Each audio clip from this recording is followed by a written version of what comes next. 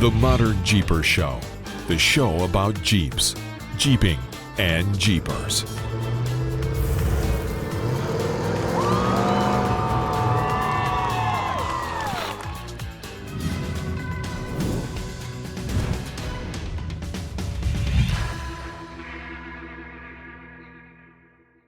Or go belly up to the bar and say, here, take my kids. I'm going over here. No. That's not what it's about.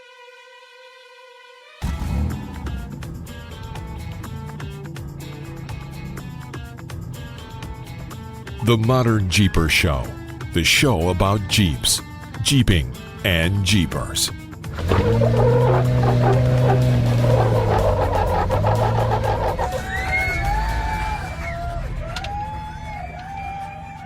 Hello, Modern Jeepers. Matson from Metalcloak here, and welcome to episode 226 of the Modern Jeeper Show.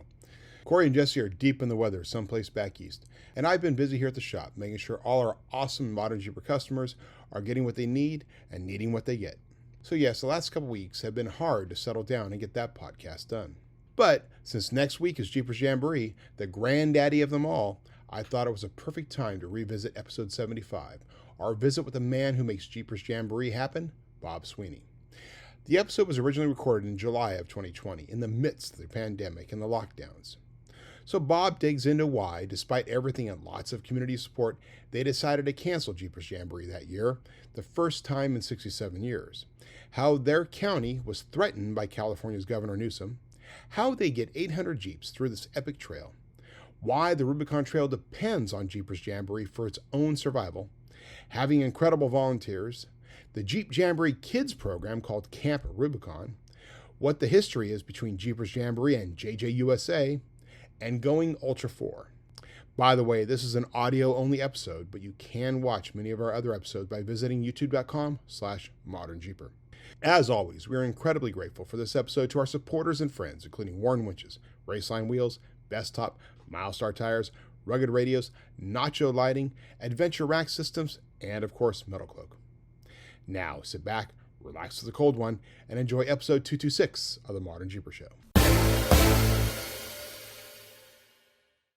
Well, hey, Modern Jeepers, it's another episode of the Modern Jeeper Show with me, Matson from Metalcloak, and Mr. Modern Jeeper Corey Osborne. Hey, Matson. And Rockstar Jeep girl, Jessy. How you doing, girl? I'm great. How are you, Matson? I'm fantastic. Oh, man. So it has been another, well, I think we were already discussing this. All of us are scattered a little bit right now. Me scattered for different reasons than you guys, because you've been out wheeling again. It's like you talked about last week. You just immediately got out of Sacramento, you got off the Rubicon Trail, came by here, visited for a few days, drove back to Colorado, and just started wheeling again. I mean, yeah, that's the Modern Jeeper lifestyle right there. Oh, it's funny. I was actually thinking about it on our drive back over from Moab today. And do you know that we were just out there a week ago? You're just in Sacramento a week ago. And you're already in Moab. So wait. I knew you guys were doing some stuff in Colorado, but what did you do in Moab again? So we left. We basically got off the Rubicon. We spent the weekend in Sacramento visiting the folks with Metalcloak and got to see you for a little bit. We headed home, and we had a group come over. We got home Wednesday. We had a group show up Thursday. So we took a few folks up into the San Juans and spent some time up in Yankee Boy Basin. We ran Black Bear and Imogene Pass, had a bunch of rain, some rock slides, some mud slides. Literally day before yesterday, I guess Monday morning, we got up and went over to Moab.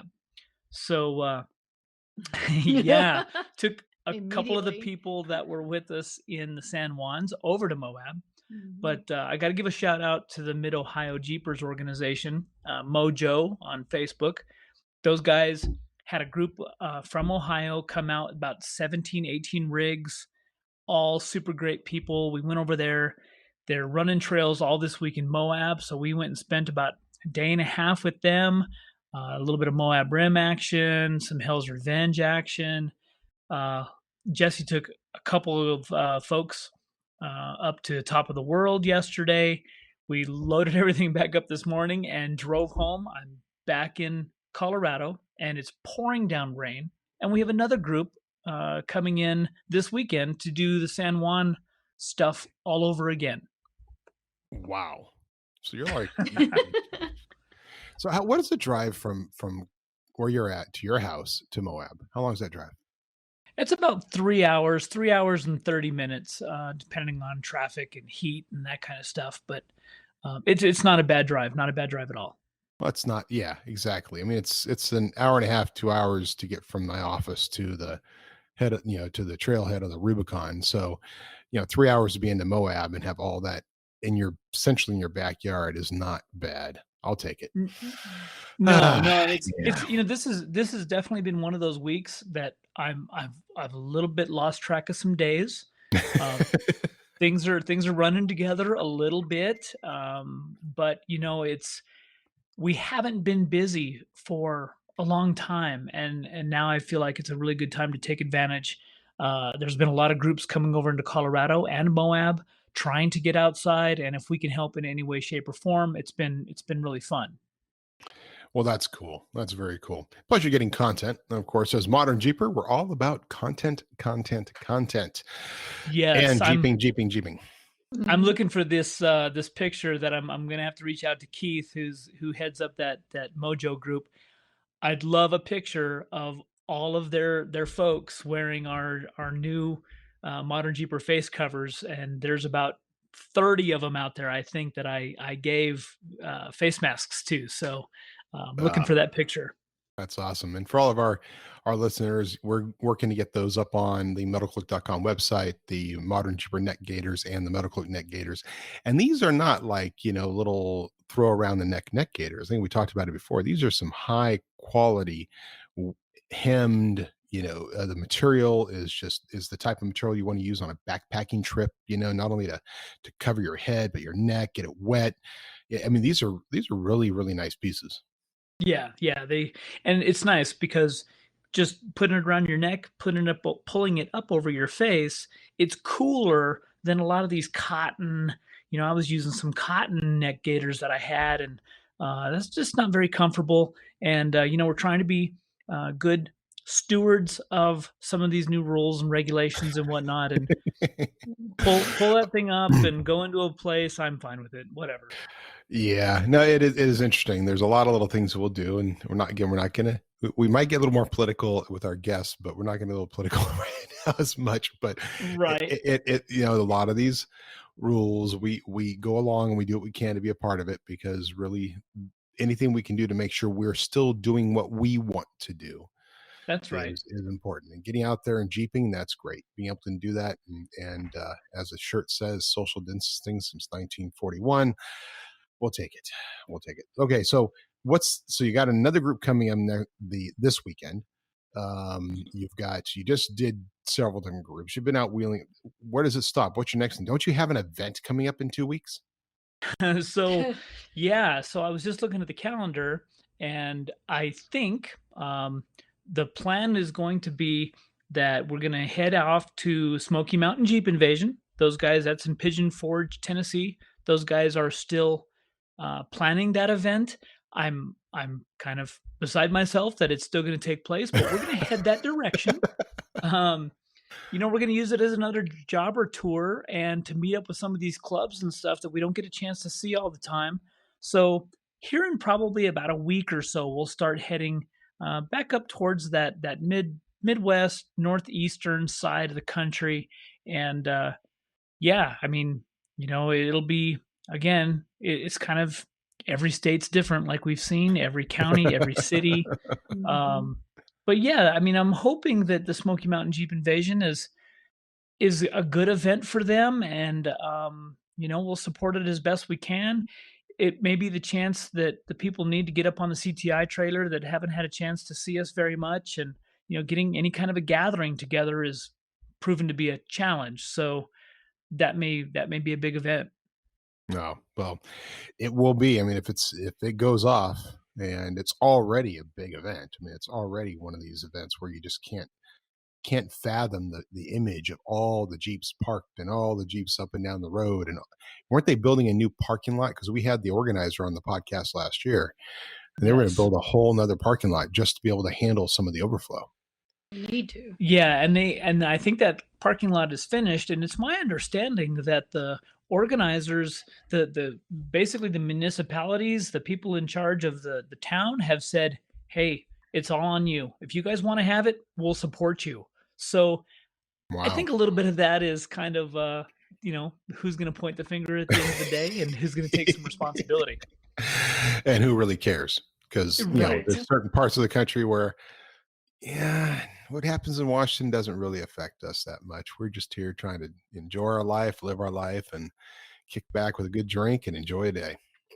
That's right. Got to respect that. Got to respect that. Well, that says a lot about California, and we are, of course, in California, are in the midst of lots of different regulations and lots of different changes, and we went both from being open into being closed, and so our guest had to deal with that pretty heavily, and Bob Sweeney is the president of Jeepers Jamboree, which is really the granddaddy event. I mean, if you're thinking about any events that have existed in the history of using Jeeps, Jeepers Jamboree is the one. It started out just going out across the Rubicon Trail with some guys and some military Jeeps, and it grew from there. And we've decided to bring Bob on because, well, last weekend was supposed to be Jeepers Jamboree, and Bob took it upon himself to do what he could for the community and had to cancel that event the first time in how many years, Bob? Well, it's been 60. We were going to do our 67th Jeepers Jamboree. We started in 1953, and nothing has ever stopped us like what just happened. Wow. Well, Bob, first, let me say welcome to the show. Welcome to Modern Jeeper. Glad you could take the time to join us. But we definitely want to talk about Jeepers Jamboree, Jeep Jamboree, the history, and what you guys just went through, because this is definitely extraordinary. Very much. Nobody would have thought a common cold would stop so much that it is. Well, it's more and more like that. Only history will tell us whether or not the decisions made this year were the right ones or the wrong ones. You can only do that. But you guys were down to the wire planning this. I mean, literally, the moment you decided to cancel, how long ago was that? It was just a few weeks ago, wasn't it? It was 30 days, actually. 30 days from our trip, day of our trip. And what made us cancel it was when Governor Newsom said that he has put recommendations out, and if the counties were not following his recommendations, he would cut off all their state funds. And, the big reason in 1953 why Mark Smith and a group of guys started Jeepers Jamboree was to bring revenue into El Dorado County. So we've done that for 67 years now. And when he spoke that, I talked to my partners and said, guys, we cannot be those gentlemen that stops the revenue, the state funds coming to our community. The community focused look. Absolutely. So what did the community say, though? Was the community supporting you and letting you doing it, or were they talking to you about it as well? So with all that, I went in to get, we are pretty much the only ones that put a trip on the Rubicon with permits. We do a parade permit on the trail, so it's just our participants. We get food service permits, and we have permits through the U.S. Forest Service. None of them would give me the document, but they all told me go ahead and go because our community needs the revenue. The people staying at hotels, the people getting gas, buying ice, all that. That brings a lot of money into El Dorado County and Placer County. Absolutely. And they all said, I asked them, are we gonna, if we do put it on without having a written permission, are we gonna put ourselves in jeopardy for the next few years, the years after? And they said, absolutely not. Absolutely not. So we were going forward until Newsom announced that he was going to cut off funds. And with that, our insurance has a line item on it saying any illegal activity cancels our insurance. Oh, boy. So by going against the state of California, that's an illegal activity. Wow. That's a yeah. There's a slippery slope there. Wow. So okay, so you guys make the decision. And so now we're in a position where for the first time ever, Jeepers Jamboree and Jeep Jamboree, and we'll kind of talk about the history and why there's two different events is not going on. But how is the other event going on? JJUSA. That's a very good question. That's a very good question. I am not the guy to be able to answer how he can still go on, how they can go on, but they are. And you're saying, do they get a permit? Not that I know of. Yeah, it's very my understanding is that their event is going forward, yet it's very quiet. I think that would equate to flying under the radar.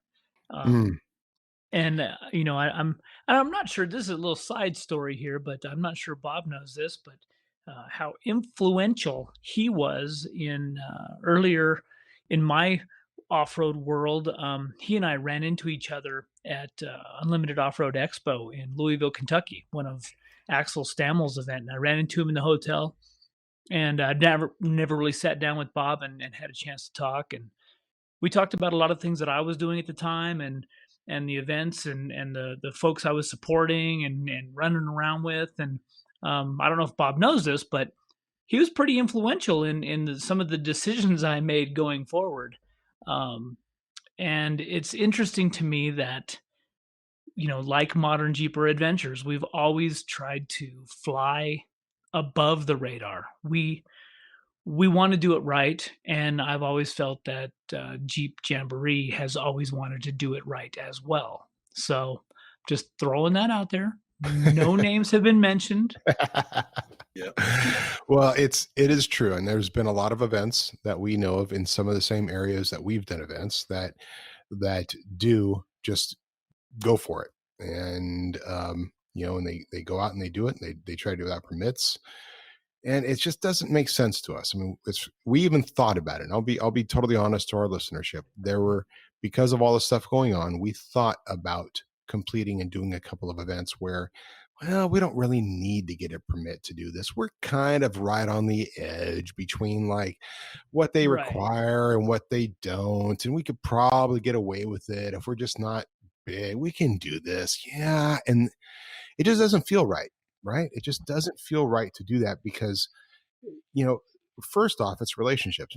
And Bob, you can speak to this. I mean, there's the relationships that you have going back years and years and years and years with this event that, you don't want to hurt those relationships. You want to cultivate those relationships and make sure that next year when it all comes together, everybody's all on board and it happening again.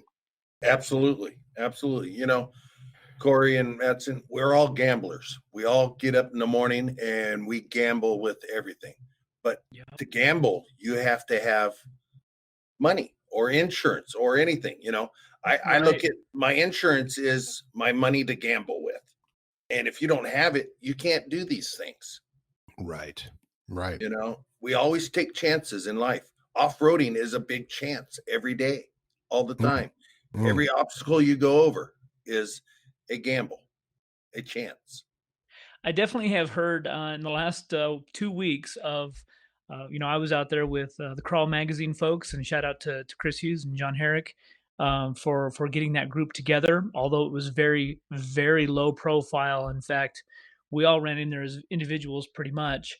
But the talk on the town is people are missing these large events through there because the trail itself is in some of the roughest shape that it's ever been in. And it's because there hasn't been, I don't think, these large groups going through and cleaning a lot of the loose rocks up and doing some little bit of trail maintenance as it commonly occurs when we roll through there.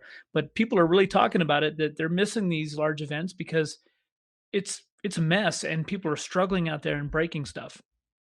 Absolutely.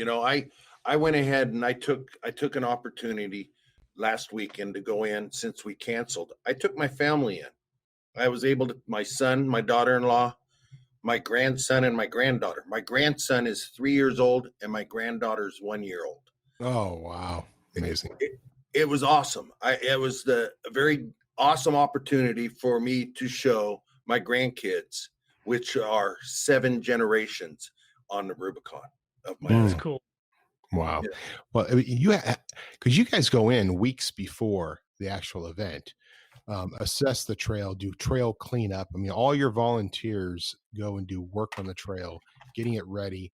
And not to mention all the work that happens during roll in on Thursday and Friday of Jeepers Jamboree when rocks are being rolled and stuff. So the trail itself benefits hugely from your event, essentially, because I think that other event actually benefits from all the work that you guys do. Absolutely. The from Loon Lake to Miller Lake, Jeepers Jamboree goes through there. We do a full cleanup. We do trail maintenance. Go into Rubicon Springs. We clear brush. We cut firewood. We dig outhouses. We do all this stuff that is not happening this year. So, like you were saying earlier, the Rubicon Trail is taking a large hit with us not being there. For sure. Yeah. Well, Corey's experienced it. And like Corey was saying, that's what we're just consistently hearing is just how tore up it is. And, people just got to go through and just take care this year to when you do go through to treat the trail, respect the trail. Now, going back, so let's go a little bit back more history, because I think we've talked about this before, Bob, but Jeep Jamboree and Jeepers Jamboree, were those at one point 2 separate events that you guys just merged, or were they always under the same umbrella? Jeep Jamboree and Jeepers Jamboree has always been under the same roof. Okay. What it is Jeepers Jamboree, 42 years ago, we had over an abundance of people. So we started Jeep Jamboree. And I want to stop for a second. 42 years ago, guys, 42 years ago, they were already over full. Yes. 42 years ago, there was enough Jeepers out there to keep them way busy. No, I wasn't even born yet. to put a whole nother weekend on. Yeah, exactly. That's huge. So we started, the company started Jeep Jamboree and on the Rubicon, and we went on with that. But then also in 1982, Jeepers Jamboree, my ex-partners that are no longer with us, started Jeep Jamboree USA to go throughout the United States. In 1986, Mark Smith stepped away from Jeepers Jamboree and took Jeep Jamboree USA and ran with that. So was Mark Smith the original founder of JJ USA, or was he just decided he was a partner in it? He was a partner in it. Yes, back then there was 11 partners in Jeepers Jamboree. Oh wow.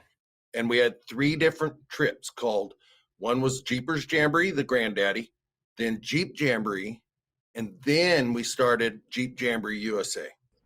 And Jeep Jamboree USA wasn't intended at any point to initially to be a competitor on the Rubicon with a Rubicon trip. It was just going to be take the same experience and experience it at trails across America. Correct. Okay. And then it's grown, obviously, and they have, what is it, Corey? How many different trips now? Well, at one time, I think we were approaching 50, but I know a lot of those have kind of fell off, and I don't know if they're around 25 or so still active. Of course, this year it's been a little interesting, but like Bob said, the fear is always when companies or adventure companies are dealing with a permitting process. There's a fear of when you miss a year and you don't have those contacts with whether it's the BLM or the Forest Service and those kind of things, is that next year, well, hey, we gave away that week because we didn't hear from you last year. That's a real thing. So, yeah, I mean, it's a challenge, but I think there's got to be still 25 JJ USA events.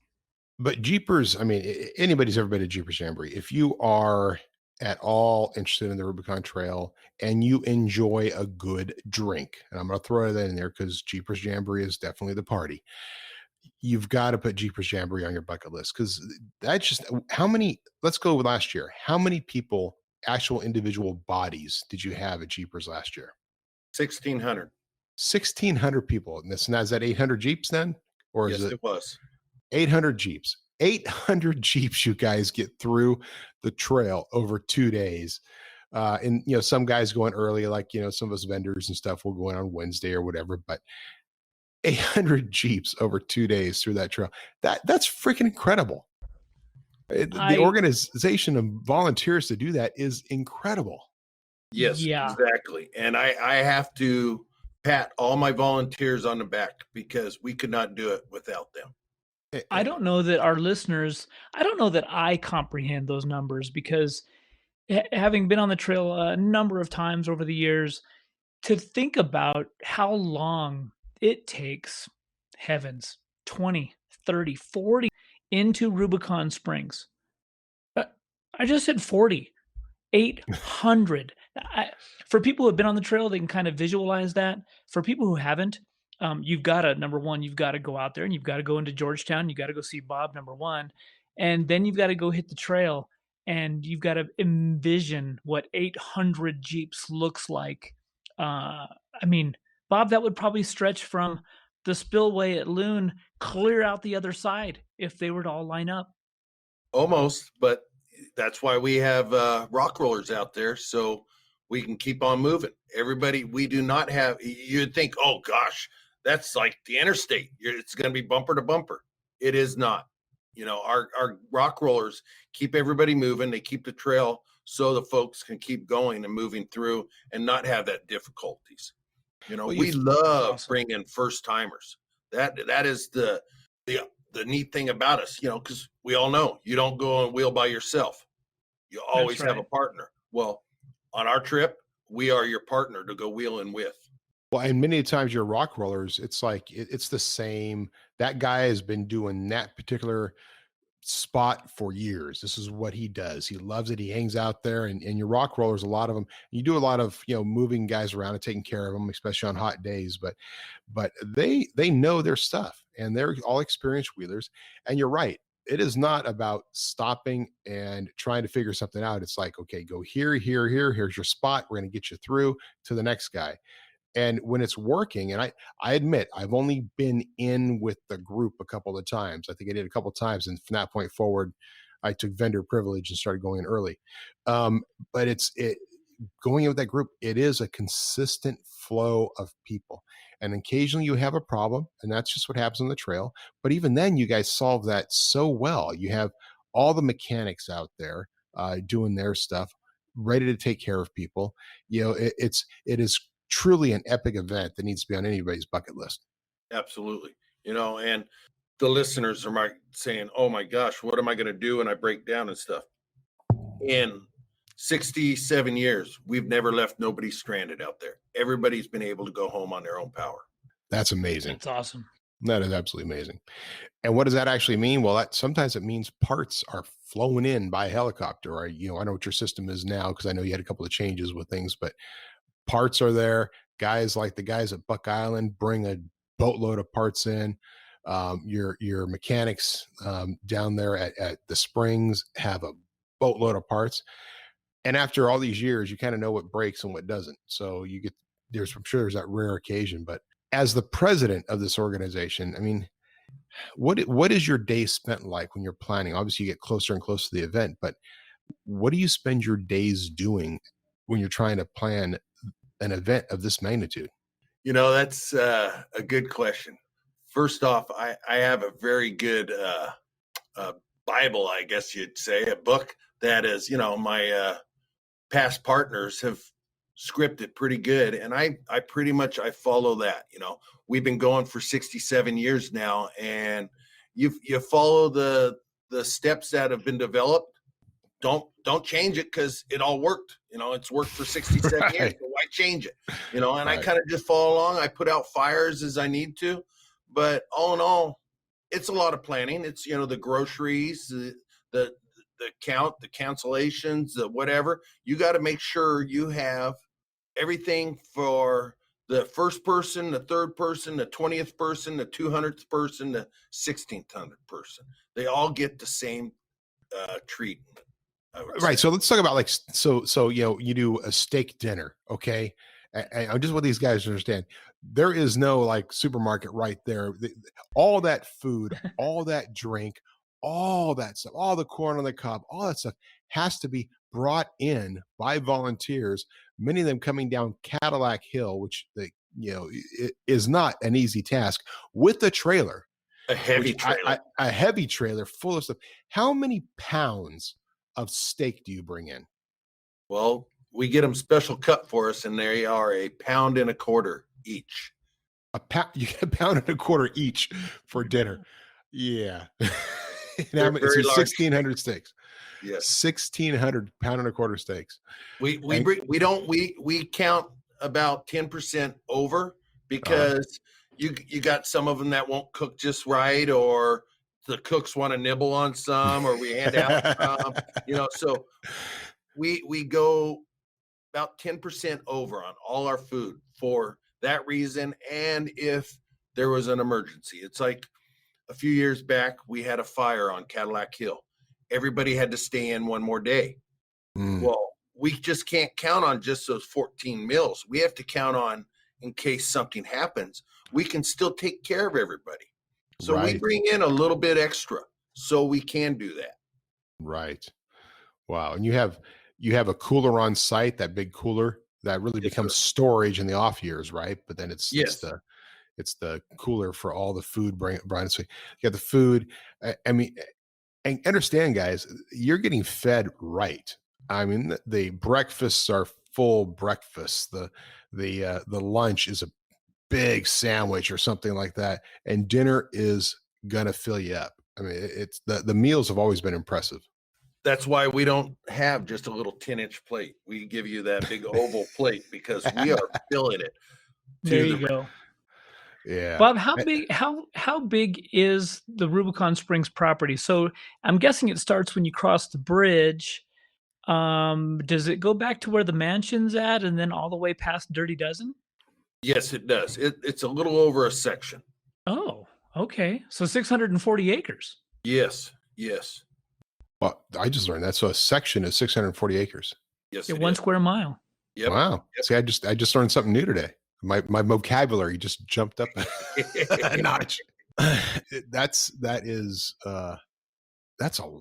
big. Yeah, that's a lot of land. It's a lot of land. It's a lot of land. And with today's times, what's going on, Lacey and I in the office, we spent over 70 man hours on writing up a COVID-19 package, because as everybody knows, Jeepers Jamboree is a little different than a restaurant or a bar or an office. So all these COVID plans that were out there really didn't match what we have going on out there in the Rubicon. So we drew up this plan showing where our outhouses were, showing everything, showing how we were going to keep everybody, safe and sound. And we had to take a aerial map of Rubicon Springs and mark out where everything is. And then in that map, we marked where we were going to put hand sanitizers, more washing areas so you can wash your hands for the 20 minutes that they want you to do, and all this stuff.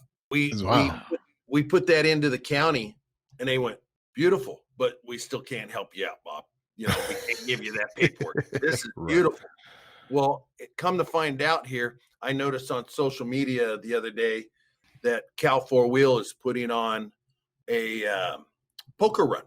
And so I asked, hey, how did you guys get the green light to do this?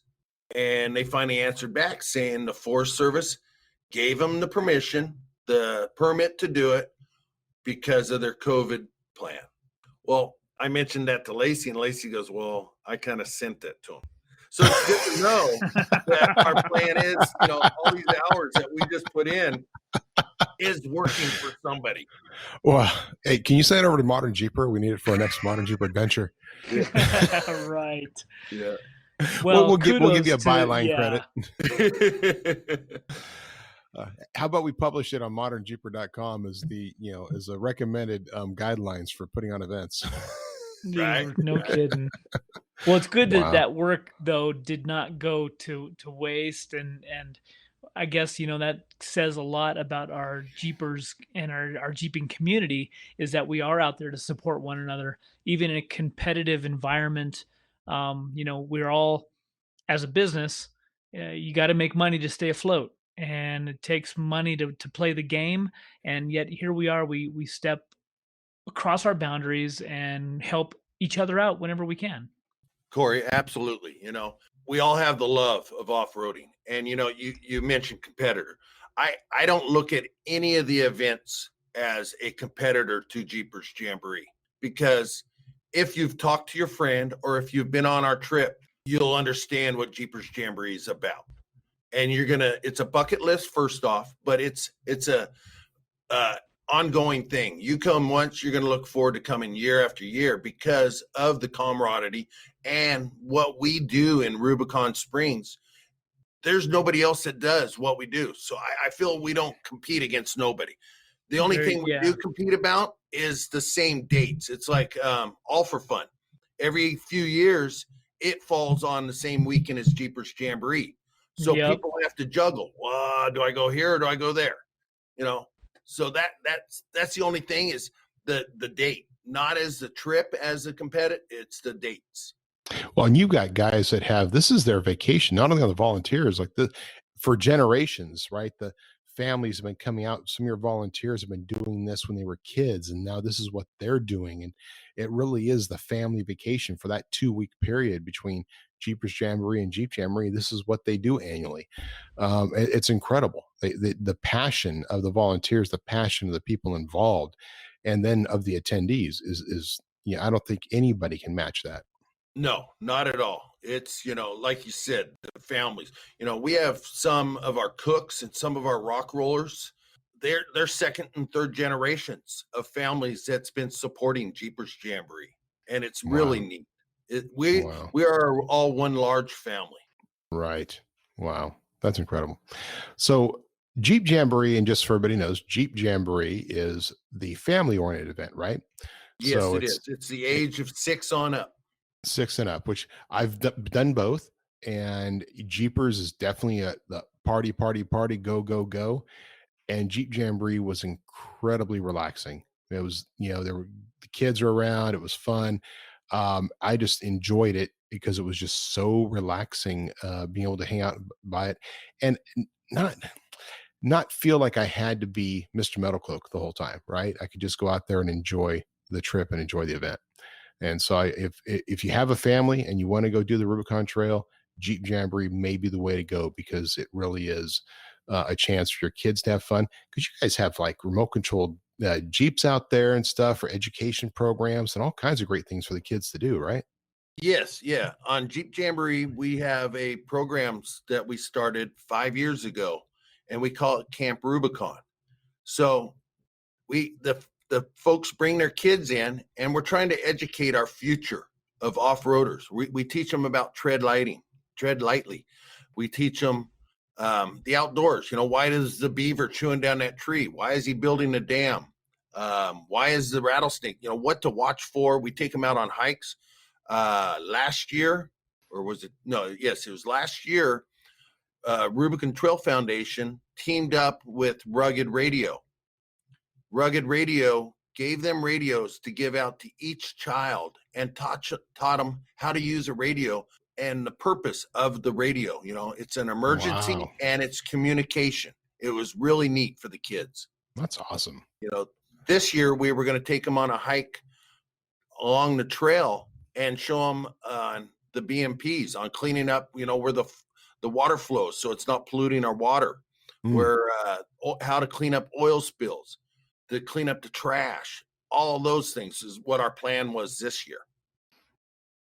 Dang, I know a lot of adults that could probably benefit from Camp Rubicon. Yeah. Well, we asked for the mom and dads to come along too. We're not a daycare.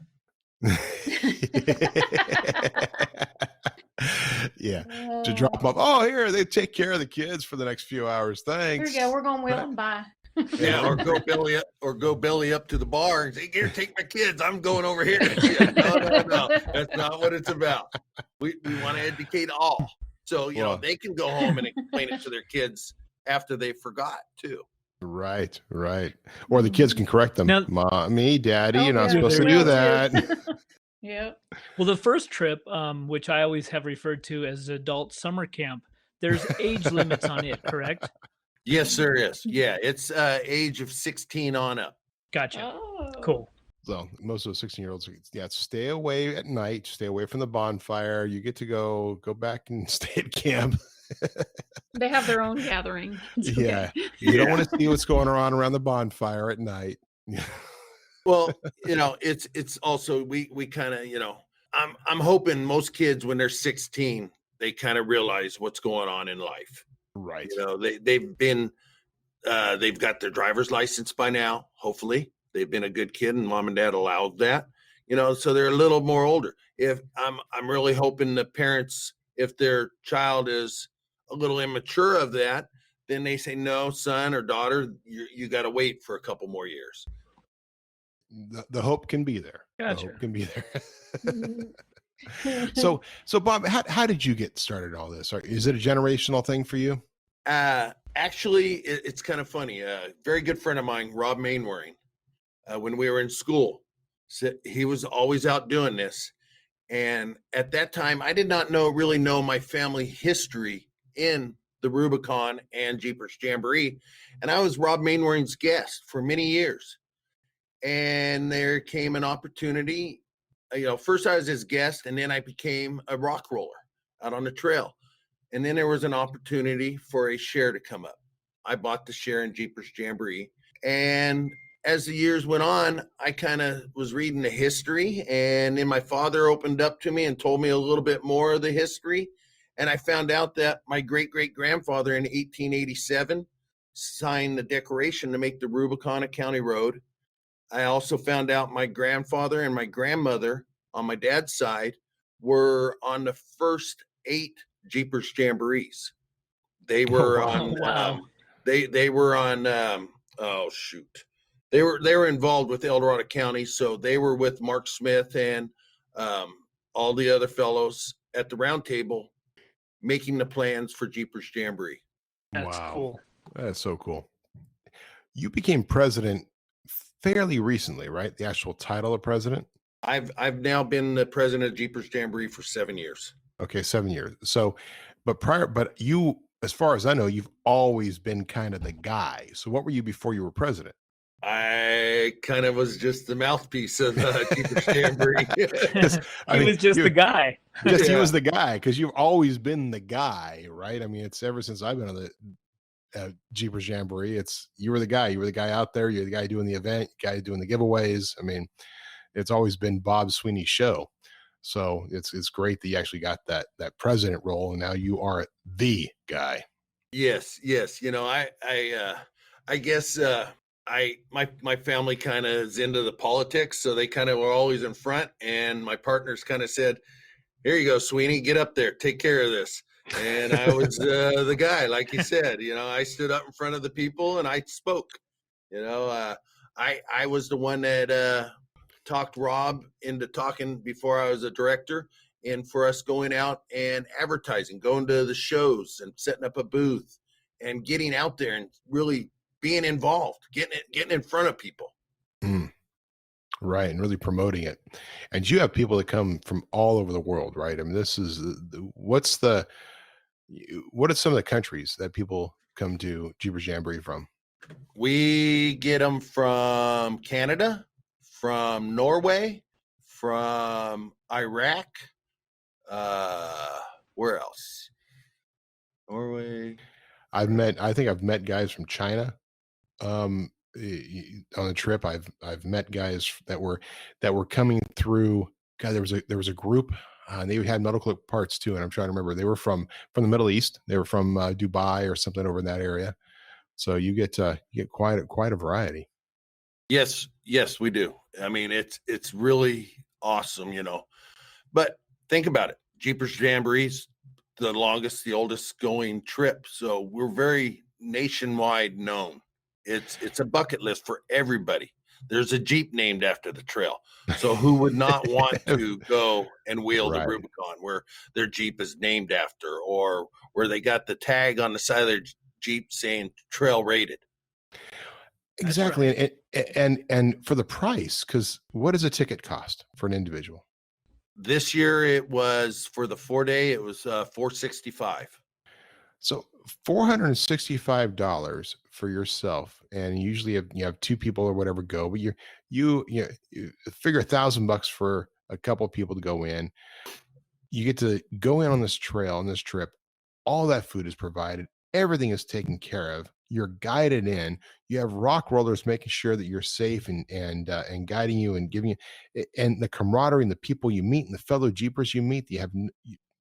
You may have never had an opportunity to meet as many people doing it, whether you're new or highly experienced.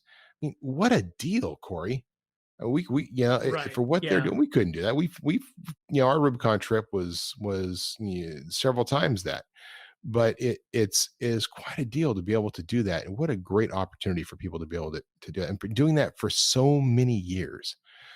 My hat's off to you, Bob. I thank you. For you sure. know, it's really nice.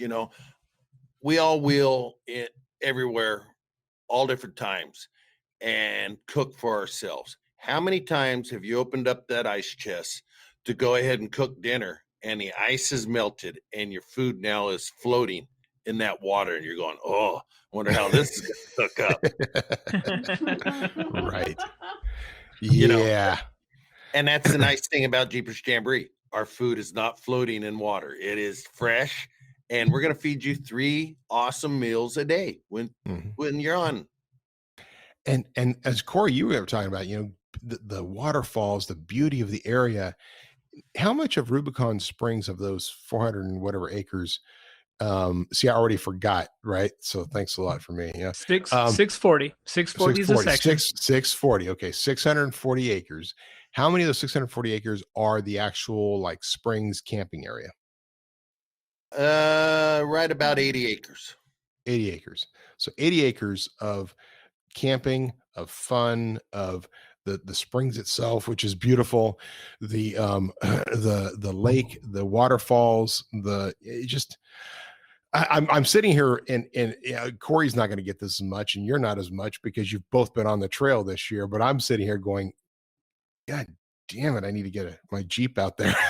It's just I'm going through withdrawals just trying to describe this to people. You don't understand just how beautiful it is. And the beauty of that course is there's the place like Rubicon Springs. There's only 2 ways to get to it. If you discount a helicopter, the only 2 ways to get to it is either on the trail or walking, right? It's not like there's some other bypass road you can go by there and check it out. So to see this beautiful oasis out there in the middle of the Sierras, you've got to get there by the trail. And it's probably the most exciting trip you will have to get there, enjoy this amazing oasis for a couple of days, and then drive out and end up at Tahoe. I will hammer on this as much as I can. I'll probably sound like a broken record, but just go out and do it. Well, and remember, one of the things that even Mark Smith, in the early days, the Rubicon Trail, a Jeep on 35s can be driven into Rubicon Springs. That's, I've seen even just this last trip we made out there, these guys roll in there on 42s and full blown buggies. Yeah, that's really not the thing. That may be cool for them, and I get it. We're all wheeling together, and do you want to go up into some other areas like the old sluice and things like that? Okay, I get it. But the family Rubicon, I mean, that's what's meant to get into the springs. And that's why the rock rollers are out there, so that folks can go experience that place and enjoy its beauty and have somebody like Bob's group take care of you. It's unexplainable. The words don't really get it. Exactly, Corey. And that's one thing I tell people always is, Jeepers Jamboree can take a stock vehicle through there. Anything you bolt on enhances your ride. You get a Metalcloak lift kit. You get, everything that Metalcloak sells, or any of the other guys. It's going to enhance your ride. But we can take a stock vehicle through there because we have the rock rollers. They'll stack the rocks. They'll do whatever it takes. So you and your family, or you and your buddy, are having the best time you can ever have. That's awesome. Very well said. So Bob, let's talk a little bit about you, a little more about you. So you've been doing this for a long time. When did you get your first Jeep? This is about Jeepers, Jeeping, and Jeep. So when did you get your first Jeep? I was the age of 17, I believe. I got my first Jeep. And what was it? It was a nice little yellow CJ5 with a little odd fire in it. An odd fire? It was a V6 in it, and I'll tell you what, it was the most fun Jeep I ever had. My TJ today just makes it way too easy. The CJ5, it was white knuckles having fun. Wow, that's awesome. And how long did you have that? I actually still own it. Well, he's only 25 now, so right. Thanks, Corey. Yeah, actually, my son has possession of it, and the year I gave it to my son is the year I bought my TJ. Mm-hmm. And so we took my TJ up there, and my son was what was James? James was, I think, 13 years of age, and we had a rookie riding with him. And it was funnier than heck. They were going up Cadillac, and they just come up around the V-Rock, and we had a Cadillac telescopic wheel on it. So he could, because he was a small dude. So this was able to get the steering wheel up close to him. Well, going up around the V-Rock, the steering wheel got really close to him because it came unbolted. Oh, yeah. He is now holding the steering wheel, not connected to nothing. And he looks over at this guy which is, if you all ran up Cadillac, you know how it is going up around V-Rock. You kind of pucker, especially in a short wheelbase rig, because the front end's kind of lifting up on you. Well, he gets there and the wheel comes off, and he looks over at Terry and says, "Here, you want to steer?" It was really good. I love telling that story about. Did Terry make it back? Did he ever come back again? I know he didn't, actually. Yeah. James told me his knuckles got whiter and whiter, man. He held on and just, no. And James kind of just slid the steering wheel back on the threads and kept on going. Yeah, that only happened to me once on my on the race rig in the middle of a race, the steering wheel popping off because they were all quick disconnect. But yeah, that's not fun. Nobody wanted to on Cadillac. But now your son, you guys do Ultra4, right? You're doing Ultra4 racing? We do. Yes, we do. My son was 16 years of age, and we were doing sprint cars. And, we're off-roaders, but we were doing the roundy round for quite a few years. And here a few years back, he was burnt out of going left. So we got an opportunity to, Ultra4, it looked like it was sticking around. So I did the investment. We sold all our sprint cars and bought a 4400 car. And who'd you buy it from? What was his name? Unfortunately, he passed away. I can't remember his name off the top of my head right now, but we got a pretty good deal. Dave Cole and Camo set us up with this car. It's an older car. It was built 12 years ago, and 12 years ago it was one of the elite cars out there. Mm-hmm. Unfortunately, he never got to race it. He went out shock tune and crashed it. I bought it crashed. And, that was Eric Morales' car. Yes, Eric Morales. Yeah. He unfortunately passed away with diabetes. Yeah. So, Eric Morales. He that's right. That was one built car too. I mean, and Eric didn't have any problem with money, so he built that car, and it had a big tumble during shock tuning, but then he rebuilt it, and that's right. I forgot that was the car you had. Yes. Nice piece. So we're in the middle of freshening it all up again. We ran King of the Hammers year before last with it. And my son had to go through LCQs, got into the big race, started 74th. First lap, he was sitting 18th and went out, kept going good. Then we lost the driveline, the front yoke. Oh, they fixed that. And they ended up scoring him at 32nd out of 111 cars. That's awesome. That's incredible. And then we brought her up here to Sacramento, to Prairie City, and ran, I believe that's was your guys' race that you sponsor. Right. Metalcloak Stampede last year. Yeah. And him and Waylon kind of tangled, And let me back up first. So we're prepping the car. We're in the shop. And I told James, I says, one really neat things about these cars is I'm not going to see you tumble it anymore. Go flipping end over end. Well, I jinxed myself.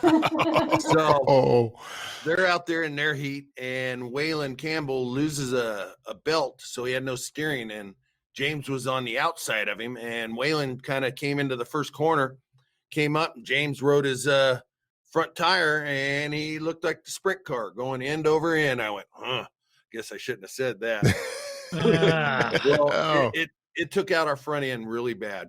So we've been in the middle of rebuilding that. It's just, my son and I working on it. So it's as the dollars cure, I put them into the car.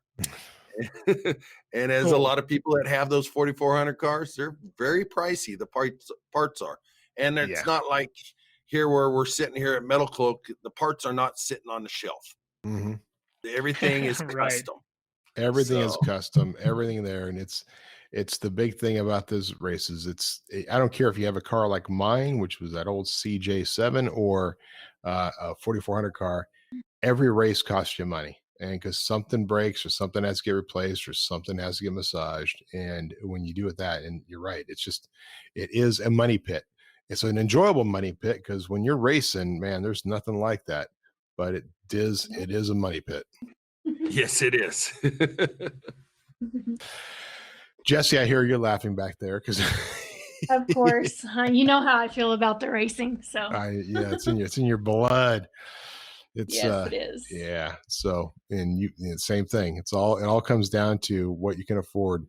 Heck, I just went on, I don't know if you guys saw it on Facebook, and man, the name is going to escape me, but there's a car being sold on Facebook as and it's 350 spots, and you're buying a digital picture for $250, and there'll be 11 winners. 10 of them will get cash.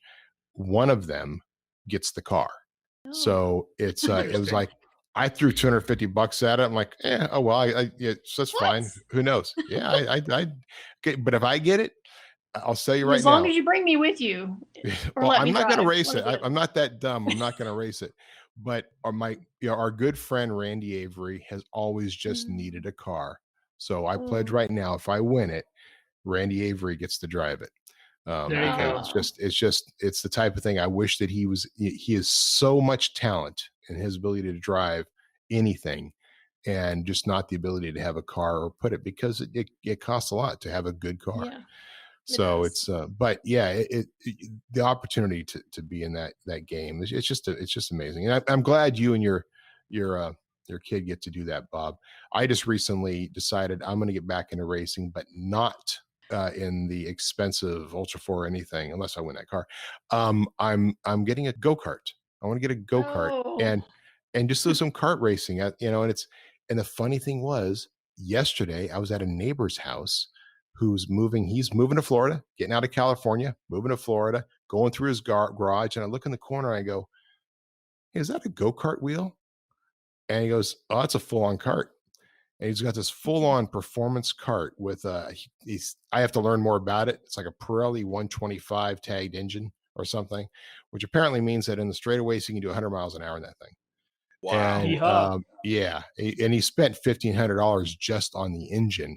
And I think I'm going to buy it off him for like $1,200 or something. And probably needs a little bit of work because it's been sitting for so long. But it's like for my kids, and it's like you were saying, Bob, for my kids, I just want them to have the fun of going out and seeing dad racing and being in that little environment, as opposed to, the off-road stuff that costs way so much money. Well, also you'll be able to get, once your boys, they get older, they'll be able to get into it, Exactly. That's where my son started, was in the karts. He was 9 years of age, and he got into the outlaw karts, and it was awesome. Yeah, that's exactly it. So as they get older, I'm going to talk to you. Yes, it's a lot of fun. I need some fatherly advice.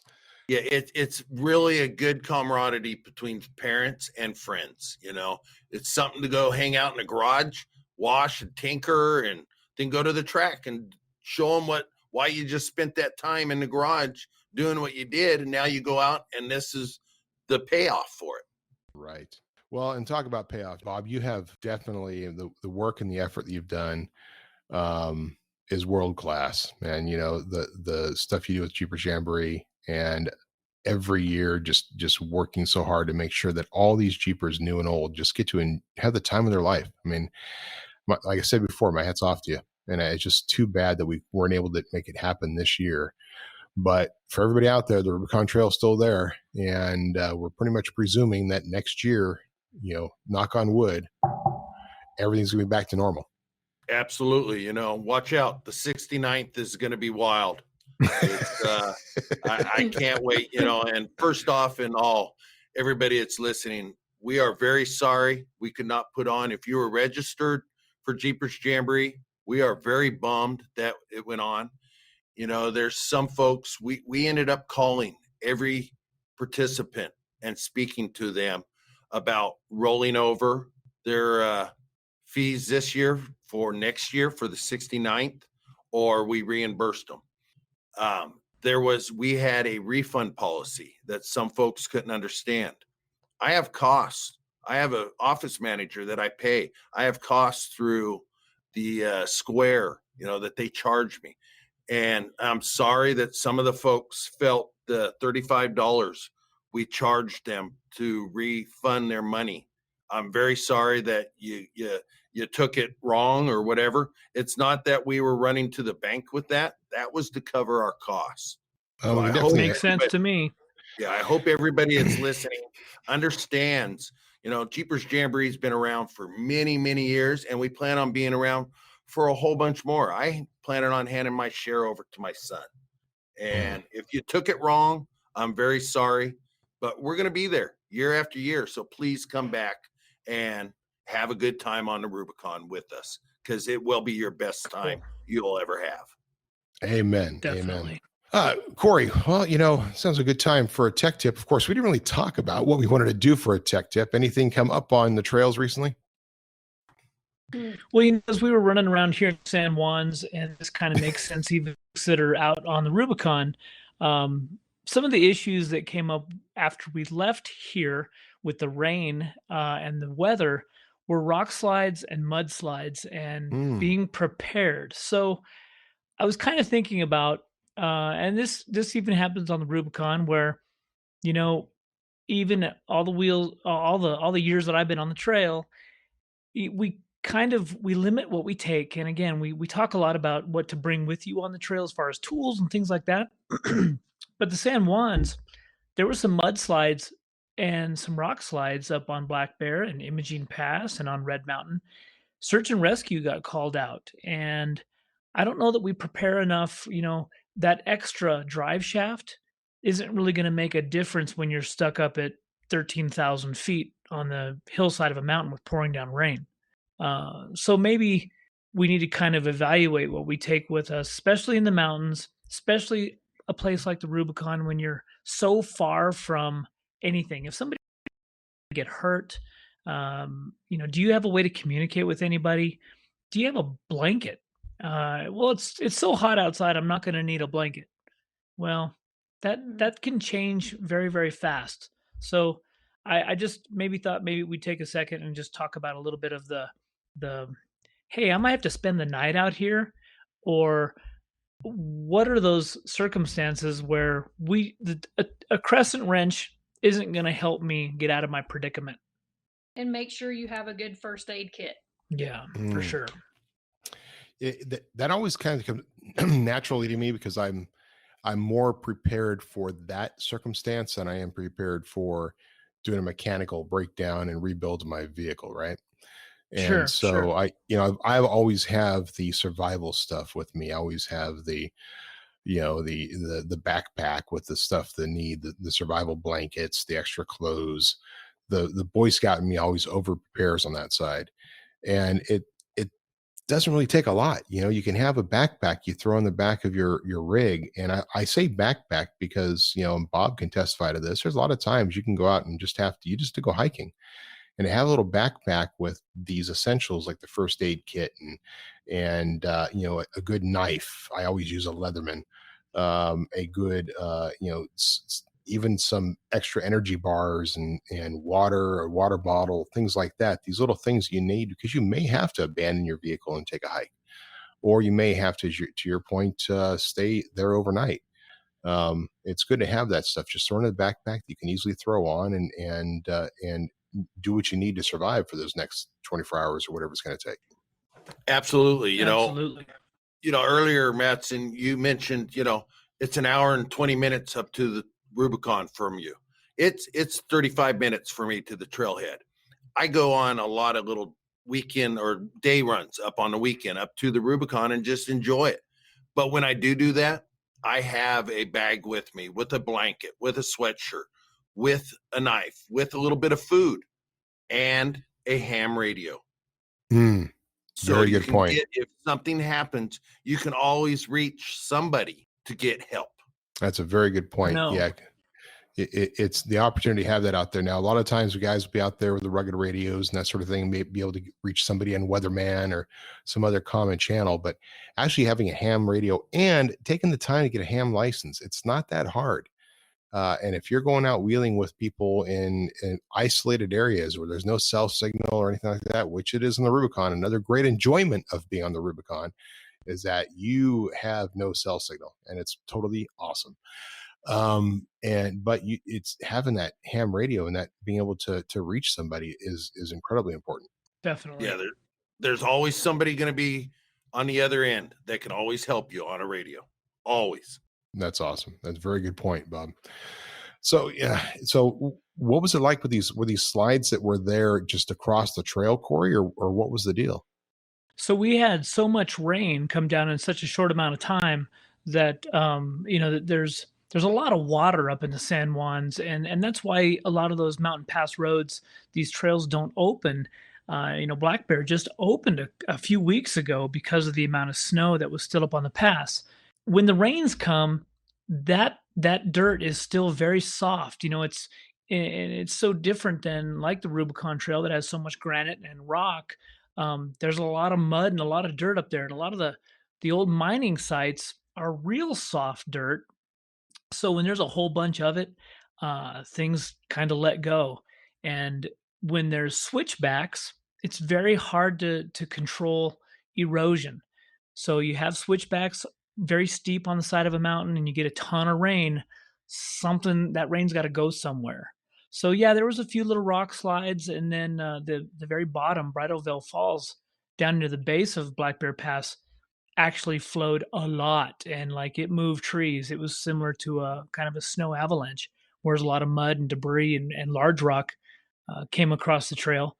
But it's also interesting too, because the road crews in these areas expect that kind of stuff. They had 2 track hose up there like in a few hours, and the next morning the pass was open. But again, people were stuck. Search and rescue goes out. They don't know how many people are up on these trails. They closed Red Mountain, Imogene, and Black Bear all in the same afternoon. So there was really no way for folks to get back over to this side of the mountains. It's just something you got to be watchful of. And when the weather starts to change, it's probably a good idea, if you're in the high country, to come down. Electrical storms at 13,000 feet are not where you want to be. No joke. Well, it's one of the rules when you're climbing something like Mount Whitney is it starts getting cloudy up there, you stop. You just turn around. You don't even try to summit it. It's bad juju. That's right. Wheeling in bad weather is interesting because Will just wheeled. He just went up the Rubicon, took one of our jobbers came by, I visited, and they went up on Saturday and Sunday, and they got slammed at one moment. It was weird, Bob. It was like Sacramento was totally fine, but up there was this little thunderstorm that came through, hail and water and all kinds of stuff. And you kind of start thinking when you're out there on the rocks like that, because I've never wheeled the Rubicon in the rain, but you have to think differently when you're in a bad weather and how you wheel. You have to think differently about how you approach everything, because suddenly that rock face that you always seem to go up, and it's not so pretty when it's got water on it. So they must have been over Spider Lake area. I was in Rubicon Springs, and the dark clouds came over, and we got very little, but listening to the radio up in that area was getting hit really hard with that thunder shower that came through. Yeah, I think they were actually going through little sluice at the time. Yeah. Okay. Yeah, Yeah. it's not, I've woke up there in the morning when it's been very quiet out, and you wake up and you're going, "Oh, this is nice." Hey, something's going on outside. And you unzip the tent, and there's an inch and a half of snow on the ground. You go, this is gonna be interesting getting out. Yeah, when it happens in the spring, it's just for our listeners, what sort of considerations do you take when you're wheeling in those environments? Because it's a little different than going out and just playing in the snow, especially when you've just got an inch and a half, which all it's really doing is making everything cold and making everything wet. Yeah, it makes it slipperier and heck. And, sometimes you don't know where the trail is. Luckily, I've been there enough that I kind of know my way around, but it changes the whole view of that granite. And you really have to pay attention because, like you said, it gets slippery. That granite gets very slippery, and it could put your rig into a very dangerous spot real fast. So if you don't know what you're doing, you should probably wait until you meet somebody who does. Absolutely. Yeah, Absolutely. don't take the risk. Don't take the risk. Well, it also comes down to a lot of times it's better to go out unless you are highly experienced and you have, an easy access to friends. If you get stuck, go wheel with other friends. Don't go by yourself. I don't care where it is. It's always good. Yeah. It's always better and more fun anyway to have another Jeep or Jeepers with you. So it's like scuba diving. It's not good to do it by yourself, right, Corey? That's right. Yeah, and if you don't like your friends that you wheel with, well, then go find some new ones. There's plenty of them out there. There's plenty of off-roaders. That's right. out there, That's right. There's modern Jeepers all over the country and around the world. Well, it seems like a good time to wrap up. What do you think, Corey? Yeah, I think we're good. This has been a great episode. Bob, again, thanks for joining us. How can people reach out to you and reach out to Jeepers Jamboree? At jeepersjamboree.com. We look forward to talking to everybody and seeing everybody next year on the trail. And just like everybody's, how Matson said, the Rubicon is a public road. You can use it year round. The Rubicon Springs are very good folks. Go in and visit them. Say hi. Stay overnight. It's a gorgeous place. Yeah, the caretakers do sure. such an amazing job down there. And what does it cost if somebody just wanted to camp there overnight? What's the fees? I believe it's $25 a vehicle. Yeah, and that's nothing, guys, for the beauty you have down there to help support that area. And again, they always do an amazing job at keeping that place year round. You're beautiful. So, well, Corey, so you got more stuff going ahead, and we'll talk next week about our further adventures. But I hope you have fun this weekend. Yeah, it's going to be should be interesting. We're sitting here watching the weather, and we got home and it was a little cloudy, but mostly blue skies. It's pouring down rain right now, and that was not on the weather app. No. So it's again, these afternoon showers, they just pop up. So no, it's going to be a good weekend. And thanks, Bob. It's good chatting with you. I wish I would have had more time out there. I would love to stop in and say hi. Absolutely. Next time you're out here, look me up, and by the way, it's 101 out here. Yeah. Blue skies, 101. It's another beautiful day. I had the top down on my little red TJ I've been driving lately. I just love that old rig. Getting the Gladiator next week, so we'll talk about that. Hopefully I'll be picking it up over the weekend. But then driving that little red TJ around with the soft top down, like, this is fun. It's like a little sports car. You live in California, you can do that all the time. Right. Absolutely. California living, baby. All right. Yeah. Well, thanks again, Corey. Thank you, Jessy. And to all of our modern Jeepers, we'll see you on the trails.